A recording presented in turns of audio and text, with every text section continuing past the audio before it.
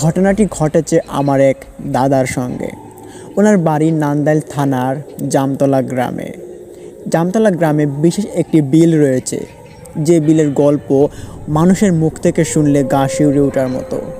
আর ঠিক তেমনই একটি ঘটনা আমার দাদার সঙ্গে ঘটে, এবং দাদার সঙ্গে এই ঘটনাটির পুনরুদ্ধারে দাদার একটি ছেলে মারা যায় এবং ওনার অনেক রকমের ক্ষতি হয়ে পড়ে। তো কী ছিল সেই ঘটনা? হ্যাঁ, এটি খুব ভয়ঙ্কর একটি ঘটনা ছিল। চলুন শুরু করা যাক আজকের ঘটনা। ঘটনাটি শুরু করার আগে যারা যারা এখন আমাদের ভীতিকথা ইউটিউব চ্যানেলটিকে সাবস্ক্রাইব করেনি তারা অবশ্যই সাবস্ক্রাইব বাটনে প্রেস করে দিন আর শুনতে থাকুন আজকের সেরা ভয়ঙ্কর ঘটনা। ঘটনাটি যখন ঘটেছে তখনকার সময় ছিল 1992 সাল। লুলি বিল নামটি শুনলেই যেন জামতলা গ্রামবাসী কেঁপে ওঠে। এর কারণ কি? এর কারণ হচ্ছে সেই লুলি বিলে ঘটে যায় ভয়ঙ্কর সব ভৌতিক ঘটনা, যেগুলো খুব অস্বাভাবিক। 1992 সালের কথা। আমার সেই দাদা ছিলেন তখনকার সময় এক তরুণ যুবক। এখনও তিনি বিয়ে করেননি। হঠাৎ একদিন তিনি হাঁটছিলেন। হাঁটতে হাঁটতে সেই লুলি বিলের পাশ দিয়ে তিনি হেঁটে চলে গেলেন। ঠিক সেই মুহূর্তে ওনার সামনে এক বৃদ্ধ উদয় হলো এবং সেই বৃদ্ধ ওনাকে অনেক কিছু কথাবার্তা বলল। এর মধ্যে একটি কথা ছিল বেশ ভয়ঙ্কর। কথাটি যতটা ভয়ঙ্কর ছিল তার চেয়েও বেশি আমার দাদা আতঙ্কিত হলেন। কথাটি ছিল এমন: এই ছেলে, শোন, যাচ্ছিস কোথায়? তখন দাদা বললেন যে আমি যাচ্ছি এখানেই, হাঁটাহাঁটি করছি, আমার বাড়ি ওখানেই। তখন সেই বৃদ্ধ বয়স্ক বিবর্ষ সেই লোকটি আমার দাদাকে বললেন যে শোন, আজকে রাত্রিবেলা এখানে একটি ভোগের আয়োজন করবি, আর আয়োজনটি তুই একাই করবি, পারবি? তখন আমার দাদা বললেন যে কী বলছেন এসব উল্টাপাল্টা কথা, ভোগ কেন এখানে দেব? বলে যে আমার মন চেয়েছে তাই তোকে বললাম, আর তোকে এটা দিতেই হবে। তখন দাদা একটু রাগান্বিত হয়ে বললেন যে যদি না দিই তাহলে আপনি কী করবেন? তখনই সেই বৃদ্ধ লোকটি রেগে ওঠে এবং সে তখন বলতে লাগলো, কি তুই আমার মুখের উপর কথা বললি?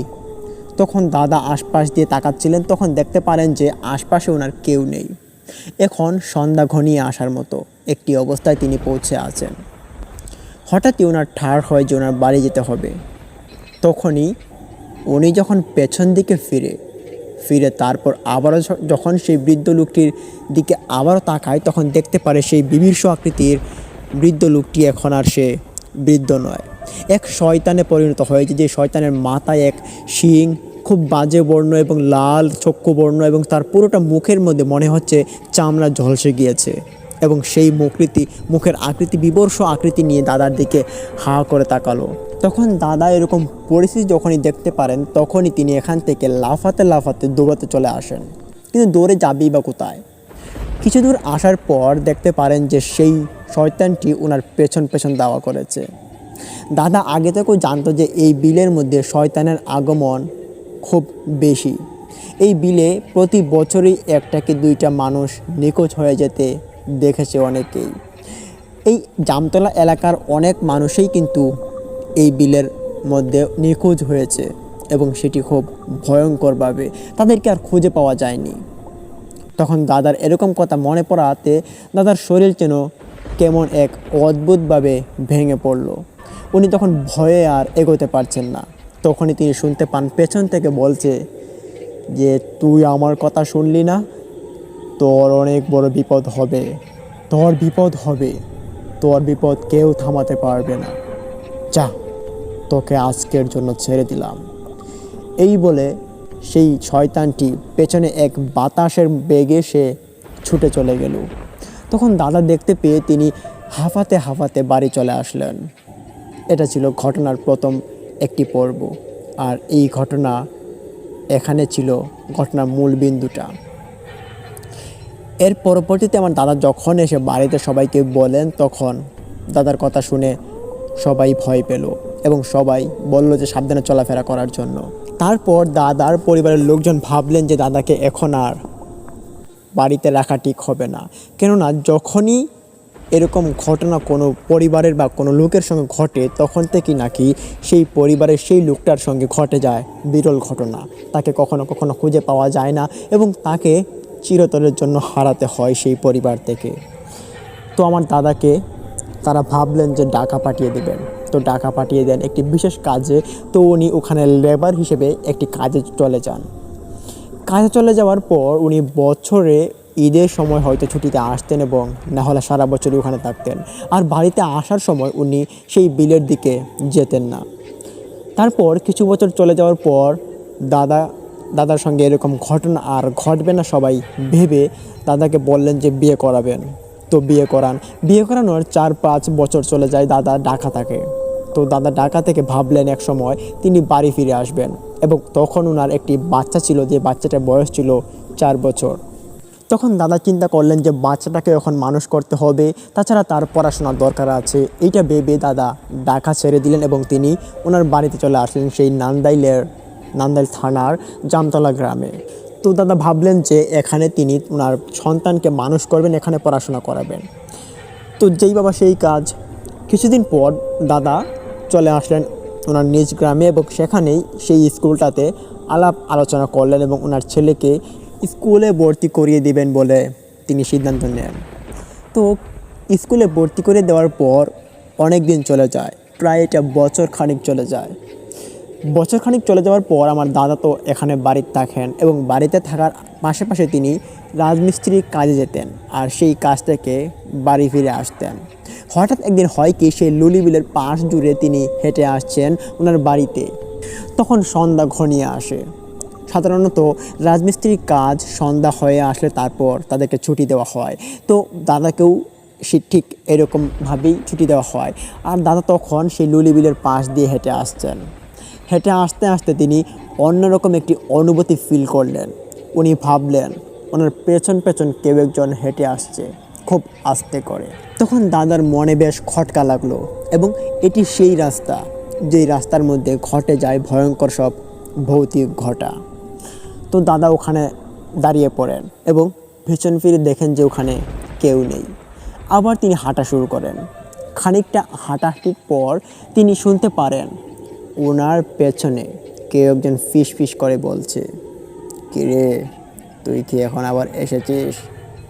ছাড়বো না, তোর বাড়িতে একটি ছোট্ট ছেলে আছে, এটাকে মেরে ফেলবো। এরকম একটি কথা বলে সে অট্ট হাসি দিতে দিতে সে চলে গেল। তখনই দাদা তৎক্ষণাৎ পেছন তাকান এবং পেছন তাকিয়ে দেখতে পারেন যে একটি আচমকা বাতাস যেন দাদার পেছন থেকে বয়ে চলে গিয়েছে। তখন দাদার আর বুঝতে বাকি রইল না ওনার সঙ্গে এখন যা ঘটছে বা যা ঘটতে পারে সব কিছু খারাপ ঘটবে। তখন ইনি এখান থেকে দৌড়াতে তিনি বাড়ি চলে আসেন। বাড়িতে এসে হাঁপাতে শুরু করেন এবং সেই ঘটনাটি ওনার স্ত্রী সহ ওনার বাবা মা সবাইকে ঘটনাটি বলে দেন।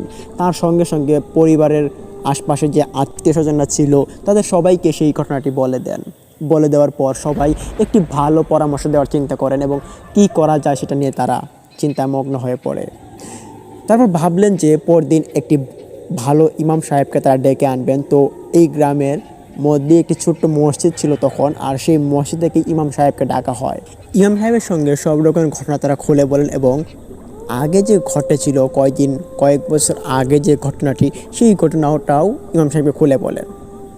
তখন সেই ইমাম সাহেব বলেন যে দেখেন, আমাদের এই লুলি বিলটাতে অনেক মানুষের মৃত্যু হয়, তবে রহস্যজনকভাবে।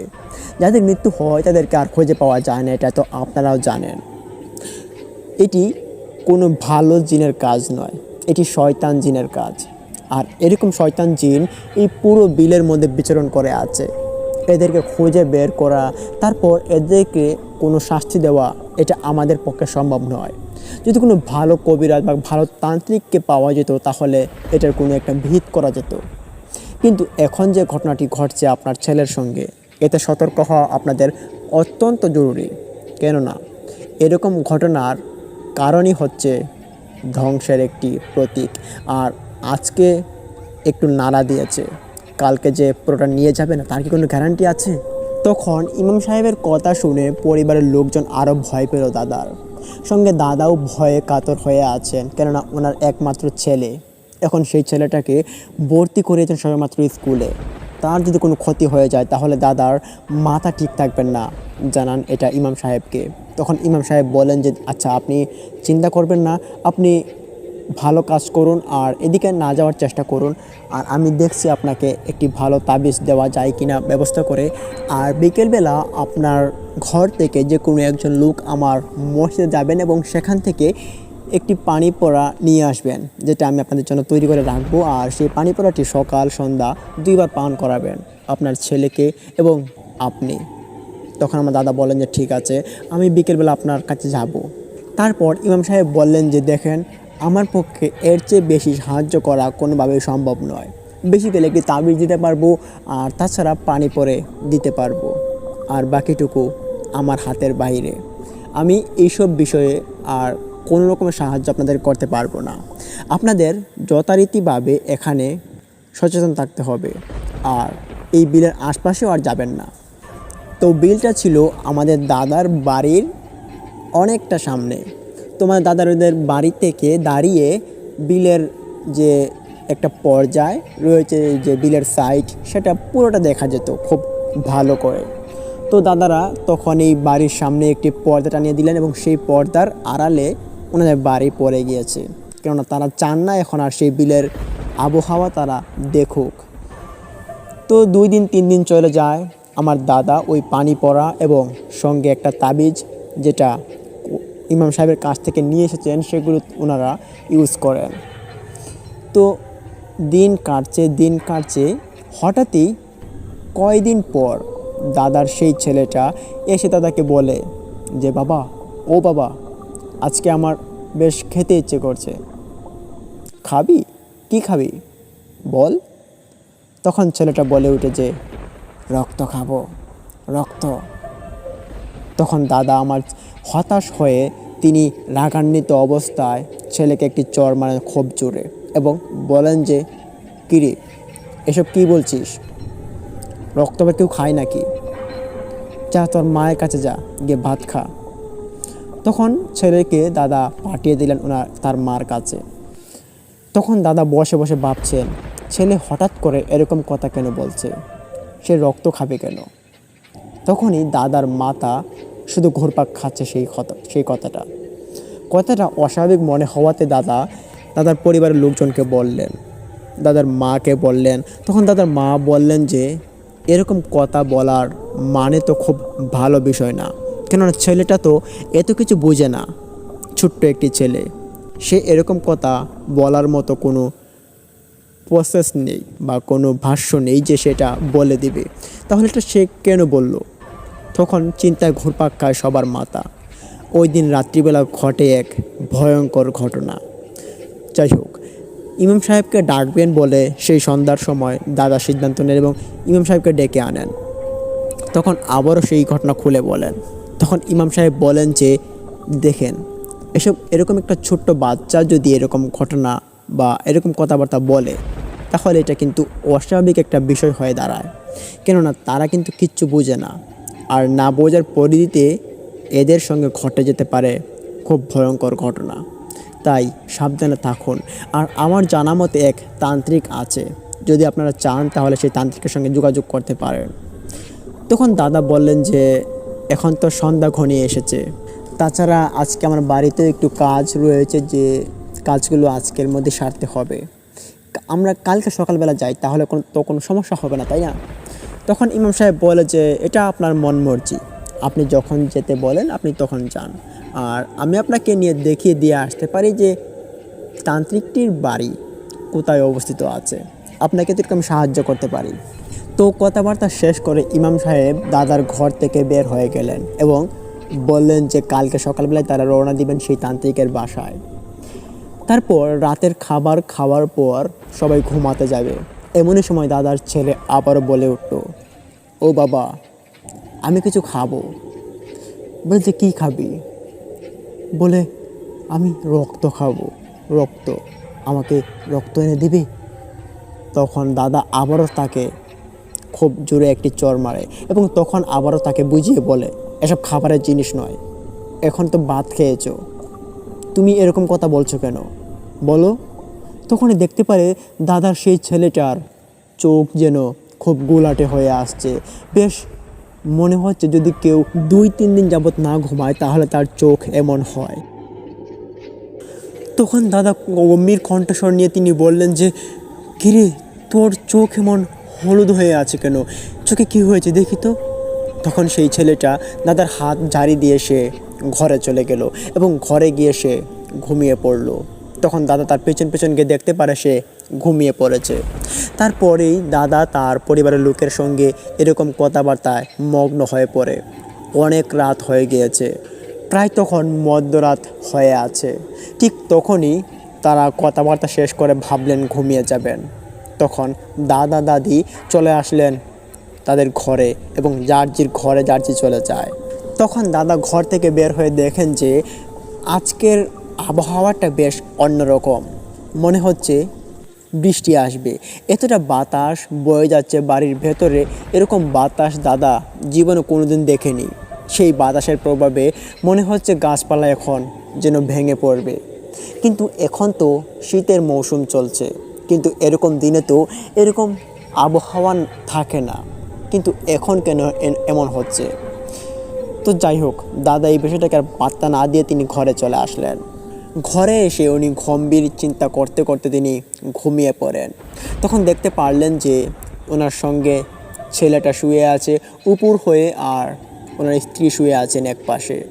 তারপর তিনি অন্য পাশে শুয়ে পড়লেন, কিন্তু উনি ঘুমাচ্ছেন, চোখ বুজালেন, কিন্তু এদিকে তিনি চিন্তায় ভেঙে পড়ে যাচ্ছেন। হঠাৎই কেমন জানি তার এক চোখে ঘুম চলে আসে। তিনি তখন ঘুমাচ্ছেন, হঠাৎই শুনতে পারেন ওনার ছেলে একটি শব্দ করে উঠল, হা, আমাকে বাঁচাও, আমাকে ছেড়ে দাও, আমাকে ছেড়ে দাও, আমাকে ছেড়ে দাও। কণ্ঠস্বরটি শোনার পরপরই দাদার ঘুম ভেঙে যায়। তখনই দাদা লাফ দিয়ে বিছানা থেকে উঠে পড়েন। বিছানা থেকে উঠেই তিনি দেখতে পারেন ওনার সঙ্গে ওনার ছেলেটা আর নেই। ঠিক তৎক্ষণাৎই তিনি শুনতে পারেন ওনার ঘরের ভেতর থেকে একটি কাচের গ্লাস ভেঙে পড়ে যেতে দেখে তিনি। তখন কাচের গ্লাসের শব্দটা হওয়াতে তিনি আরও ভয় পেয়ে যান এবং তখনই ওনার স্ত্রীকে জাগিয়ে তুলেন এবং তখন দাদার স্ত্রীও উঠে পড়েন। দুজনেই জেগে উঠে দেখতে পারে যে ওনাদের সঙ্গে ওনাদের ছোট্ট ছেলেটা আর নেই। ছেলেকে দেখতে না পেয়ে তারা ঘরের ভেতরে খোঁজাখুঁজি করতে শুরু করে দিল, কিন্তু খুঁজে আর ছেলেকে পাওয়া যাচ্ছে না। তৎক্ষণাৎ দেখতে পারেন যে বাইরে যে ঝড়টা সৃষ্টি হয়েছিল কিছুক্ষণ আগ থেকে, সেই ঝড়টা এখন স্থমিত আছে। এখন আর বাইরে কোনো ঝড় বাতাসের কোনো শব্দ নেই, কিন্তু একটু আগেই সেটা ছিল। তখন দাদা ঘর থেকে চিৎকার শুরু করে দেন যে ছেলেকে পাওয়া যাচ্ছে না, ছেলেকে পাওয়া যাচ্ছে না। তখন দাদার মা বাবা সহ আরও পাশের বাড়ির লোকজন সবাই দাদার ঘরে চলে আসেন এবং এসে দেখতে পারেন যে ছেলেকে কোথাও পাওয়া যাচ্ছে না। কি ব্যাপার, ছেলে তো রাত করে কোথায় চলে গেল? তখন আশপাশ বাথরুম এছাড়া যত রকমের জায়গা ছিল সব কিছু খোঁজাখুঁজি হয়ে যায়, কিন্তু ছেলেকে এখনও খুঁজে পাওয়া যায়নি। পরক্ষণেই দাদা ঘর থেকে বের হয়ে তিনি ওনার ছেলের নাম ধরে ডাকতে ডাকতে তিনি ঘর থেকে বেরিয়ে গেলেন। আর ঠিক তখনই উনি বিলের পাশে চলে গেলেন। ঠিক তখনই শুনতে পারলেন বিলের এক কোণ থেকে ওনার ছেলের কণ্ঠে শুনতে পারলেন, বাবা আমাকে বাঁচাও, আমাকে তারা মেরে ফেলছে। এই বলতে বলতে সে এক চিৎকার করে একবারে নিখোঁজ হয়ে পড়ে। ঠিক 1-2 মিনিট পর দাদা শুনতে পারেন যে কেউ এক অদ্ভুত গম্ভীর কণ্ঠস্বরে বলছে, এই তুই এখানে চলে এসেছিস, তোর ছেলেকে আজকে মেরে ফেলেছি। তোর ছেলেকে মেরে আমার আজ খুব ভালো লাগছে। আজকে বছরের একটি পর্যায়ে আমি শেষ করেছি তোর ছেলেকে দিয়ে। তোর ছেলেকে না পেলে অন্য কোনো ছেলেকে নিয়ে যেতাম। তোর ছেলেকে পেয়েছি, তোর ছেলেকে নিখোঁজ করে ফেলেছি। আর খুঁজতে আসবি না সেই বিলে, যা বাড়ি চলে যা। হা হা হা হা হা, এই বলতে বলতে সেই শয়তানটি এখান থেকে বিদায় নিল। তারপরই দাদা বাড়িতে চলে আসেন এবং বাড়িতে এসে সবাইকে সেই ঘটনা খুলে বলেন। তারপর সবাই শোকাহত হয়ে পড়েন।